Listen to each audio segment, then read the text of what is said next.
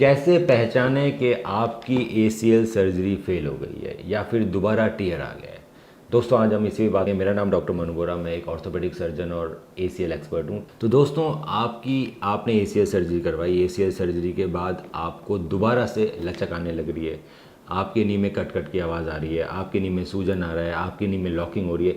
तो आखिर कैसे पहचाने कि आपकी एसीएल सर्जरी फेल हो गई है या फिर आपको कोई और चोट लग गई है, मेनिस्कस का डैमेज आ गया है, सब कुछ अच्छा है पर आपके कार्टिलेज में शुरू से ही थोड़ी घिसावट, या फिर आपकी मसल्स वीक हैं उस वजह से प्रॉब्लम आ रही है, या फिर आपको कॉन्ड्रोमलेशिया पटेला डेवलप हो रहा है। मतलब एसीएल सर्जरी के बाद बहुत सारी चीज़ें हो सकती है जिसमें इस तरह के सिमिलर सिम्टम्स आते हैं। तो दोस्तों जब आपकी एसीएल सर्जरी फेल हो जाती है या फिर उसमें दोबारा टीयर लगता है तो मेनली उसमें लचक आने लगती है। अब लचक और भी चीज़ों की वजह से आ सकती है, क्योंकि जो आपका नया लिगामेंट है वो हमने हैमस्ट्रिंग टेंडन से बनाया है या पेरोनियस लॉन्गस या क्वाड्रिसेप्स टेंडन से बना हुआ है, तो उसके अंदर नर्व एंडिंग्स नहीं होते। उस नर्व एंडिंग को डेवलप होने में बहुत टाइम लग जाता है, कुछ को 6 महीने लगते हैं, कुछ को 8 महीने लगते हैं।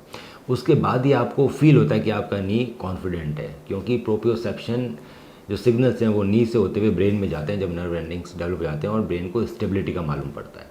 उससे पहले हो सकता है कि एसीएल सर्जरी के बाद भी लोगों को लगता है कि लचक आ रही है, पर लचक आती नहीं है। तो अगर आपको लचक आ रही है तो आप एक डॉक्टर से एग्जामिन करा सकते हैं, पर ध्यान रहे 6 महीने के अंदर अंदर एसीएल का एग्जामिनेशन ना कराएं, क्योंकि आपका जो नया लिगामेंट है दोस्तों वो आपके हैमस्ट्रिंग टेंडन से बना है और वो वीक होता है 6 महीने तक।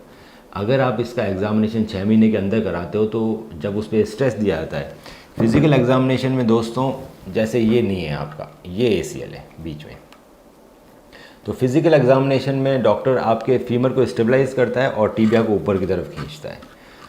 इसके अंदर आपके नए लिगामेंट पे बहुत स्ट्रेस पड़ता है, अगर वो वीक है तो वो लंबा हो जाएगा, ढीला हो जाएगा।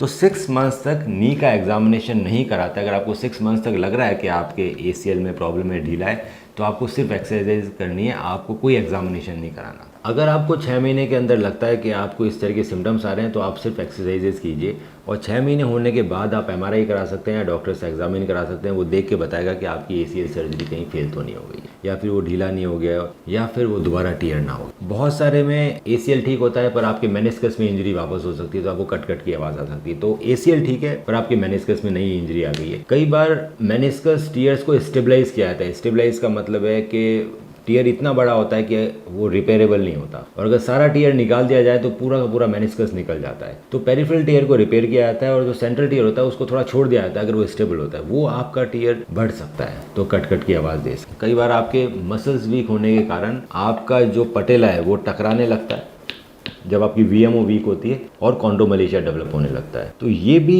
एक कारण रह सकता है कि आपको नी में पेन या सूजन आ रही है। तो आखिर इन सब चीज़ों में एसीएल टीयर वापस तो नहीं हो गया या फिर अलग चीज़ों की वजह से सिम्टम्स आ रहे हैं, इसका पता लगाने के लिए दोस्तों एमआरआई और फिजिकल एग्जामिनेशन ज़रूरी है, जो कि याद रहे सिर्फ 6 महीने के बाद ही होता है, 6 महीने से पहले नहीं होता है फिजिकल एग्जामिनेशन। अगर आपको इस तरह के कोई भी सिम्टम्स आ रहे हैं या फिर आपको लग रहा है या आपको मालूम है कि आपके एसीएल में दोबारा चोट लगी और फेल हो गया है, तो उसका सबसे बेस्ट इलाज क्या होता है, उसमें कौन सी तरह की सर्जरी की जाती है। कन्वेंशनल सर्जरी अगर रिवीजन में की जाए तो 2 बार सर्जरी करनी पड़ती है। एक बार इम्प्लांट निकाल के बोन ग्राफ्टिंग, ताकि आपके जो टनल ऑलरेडी बनी हुई है वो भर जाए, और दोबारा revision surgery after 4 to 6 month. दूसरी एक इंटरनल ब्रेस रिवीजन सर्जरी होती है जो सिंगल स्टेज में की जाती है, उसमें 2 बार सर्जरी करने की ज़रूरत नहीं है। आखिर रिवीजन इंटरनल ब्रेस सर्जरी क्या है उसका लिंक हमने नीचे दे रखा है। अगर आपको इसमें किसी भी तरह की इशू आ रहे हैं आपकी एसीएल सर्जरी में, तो आप हमें व्हाट्सएप कीजिए नीचे वाले नंबर पे, और मैं आपकी एमआरआई या आपके सिम्टम्स को देख के बताऊंगा कि सबसे बेस्ट इलाज क्या रहेगा आपके लिए।